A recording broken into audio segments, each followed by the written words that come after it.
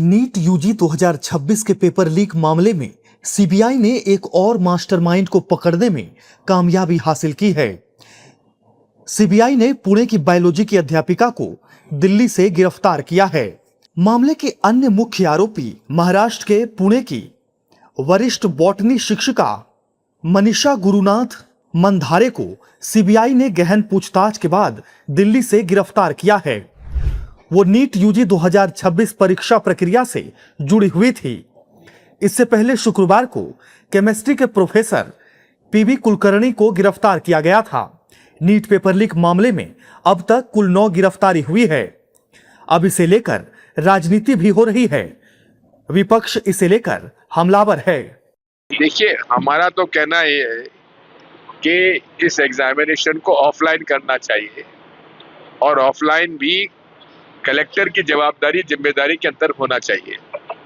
Police की वहां व्यवस्था होना चाहिए और पेपर सेटिंग जो है वो इतनी सीक्रेसी से होना चाहिए कि जिस दिन पेपर है उसी दिन सबके पास आना चाहिए, तो आसानी से इसको कंट्रोल किया जा सकता है। कभी सजा आज तक हुआ किसी को? जेल से चला रहे हैं मुखिया जी बिहार, जेले से मजे ले रहे हैं, जेल से क्वेश्चन रिकॉर्ड हो रहा है, जेले से वो चुनाव भी लड़ेंगे मुखिया का, सब कुछ का। 200-300 करोड़ रुपया जो कमा लेगा उसको 1 साल 5 महीना जेल रहने में क्या दिक्कत है? उनको पता है कि हमको छूट जाना है, चार्जशीट नहीं होगा, डायरी नहीं लिखे जाएंगे, सब कुछ पता है उनको। बच्चे 1.5 करोड़ 2 करोड़ 22 लाख बच्चे का भविष्य अगले बार क्यों नहीं आप कैंसिल किए नीट्स? क्योंकि सारे नेता पदाधिकारी का बेटा बेटी था, इसीलिए। ये सिस्टम का ही फेलियर है। 2024 में भी इसके बारे में बात की गई थी। 2024 में सुप्रीम कोर्ट तक भी ये मामला गया था। एजुकेशन मिनिस्टर, वही एजुकेशन मिनिस्टर जो अभी भी हैं, जिन्होंने कल प्रेस कॉन्फ्रेंस के माध्यम से कहा कि अब 21 जून को एग्जाम होगा, उन्होंने यह आश्वासन दिया था कि आने वाले समय में इस तरीके का काम नहीं होगा। 7 मेंबर की कमेटी बनाई, वो 7 मेंबर कमेटी ने रिपोर्ट दी कि ये जो पेन टू पेपर वाले एग्जाम्स होते हैं वो नहीं होने चाहिए, कंप्यूटर बेस्ड एग्जाम्स होने चाहिए। कुछ उस पर काम नहीं हुआ, वो ठंडे बक्से में रिपोर्ट पड़ी रही। अब 26 में जब फिर से पेपर लीक हुआ है, पेपर लीक की बात सामने आई है, तब जाकर इन्वेस्टिगेशन शुरू हुआ और इन्वेस्टिगेशन के दायरे में बाकी ये जो गिरफ्तारियां हो रही हैं, उन बच्चों का क्या जिनके भविष्य के साथ आपने खिलवाड़ किया, उन बच्चों का क्या जिनकी जाने गई। कोई पहली बार हो रहा है? एक बच्चा सालों मेहनत करता, परिवार उसके साथ झोंक देता है स्वयं को, परीक्षा दे के आता है, माफिया सिंडिकेट उस परीक्षा को रिग कर लेते हैं, प्रशासनिक निर्णय होता है कि परीक्षा कैंसिल हो गई। कितने लोगों के पास फिर वही साधन, फिर वही संसाधन, फिर वही ऊर्जा होगी? मेंटल हेल्थ पे क्या असर पड़ता है? ये सचमुच ये जो आत्महत्या है ना, ये सिस्टम के द्वारा किया गया मर्डर है।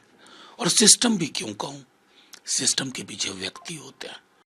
जबकि एनडीए नेता विपक्षी दलों के निशानों पर हमलावर हैं और कह रहे हैं कि ये सभी लोग नापाक इरादे वाले लोग हैं।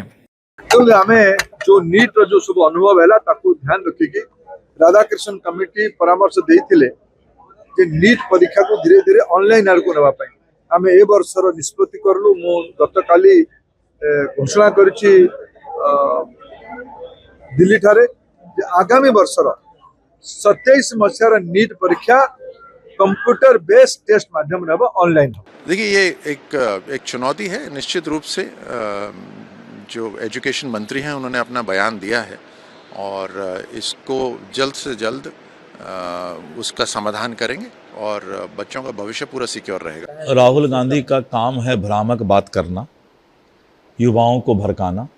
इस देश की युवा राहुल गांधी ऐसे नापाक इरादे रखने वाले लोगों के बात में नहीं आने वाला है, और ये लोग सभी नापाक इरादे वाले लोग हैं। पिछले 24 घंटे के दौरान सीबीआई ने देश भर में 6 स्थानों पर छापेमारी की है। इस कार्रवाई में कई संदिग्ध दस्तावेज, लैपटॉप, बैंक स्टेटमेंट और मोबाइल फोन जब्त किए गए हैं। जब्त सामग्री का विस्तृत विश्लेषण जारी है। अब तक इस मामले में दिल्ली, जयपुर, गुरुग्राम, नासिक, पुणे और अहिल्यानगर से कुल 9 आरोपियों को गिरफ्तार किया जा चुका है। इनमें से 5 आरोपियों को अदालत में पेश कर 7 दिन की पुलिस रिमांड पर भेजा गया है।